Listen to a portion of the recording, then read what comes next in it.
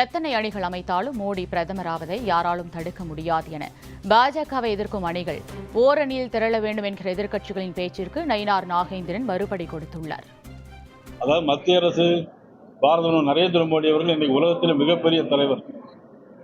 Indonesia நாட்டுக்கு போனாலும் சரி, அமெரிக்காவுக்கு போனாலும் சரி, ஒரு முஸ்லீம் நாடு இந்தோனேஷியா நாடு, அங்க என்ன வரவேற்பு கொடுக்குறாங்க. நியூசிலாந்துக்கு போறாங்க, நியூசிலாந்துல பாரம்பரிய வரவேற்பை கொடுக்கிறார். 39 நாடுகளுடைய விருதுகளை பெற்றிருக்கிறார். தொடர்ந்து 2029 தேர்தலாக இருந்தாலும் சரி, அல்லது அதற்கு அடுத்தால் வரக்கூடிய தேர்தலாக இருந்தாலும், எத்தனை தேர்தலாக இருந்தாலும் இந்திய நாட்டை பொறுத்த மட்டிலும் நம்முடைய பிரதமர் நரேந்திர மோடி அவர்கள் தான் வருவார்கள். யாரும் அவர்களை எதிர்த்து நிற்பதற்கு முறையான ஆட்கள் இல்லை. ஆகவே பயந்து போய் மதிப்புக்குரிய திருமாவளவன் அவர்களும் மற்றபடி உள்ள கட்சிகளை சேர்ந்தவர்களும் ஓரணியில் திரள வேண்டும் சொன்னார். நீங்க எத்தனை அணியில வேணாலும் திரண்டு போகலாம், ஆனா பாரதிய ஜனதா கட்சி ஆட்சிக்கு வருவதை யாராலும் தடுக்க முடியாது.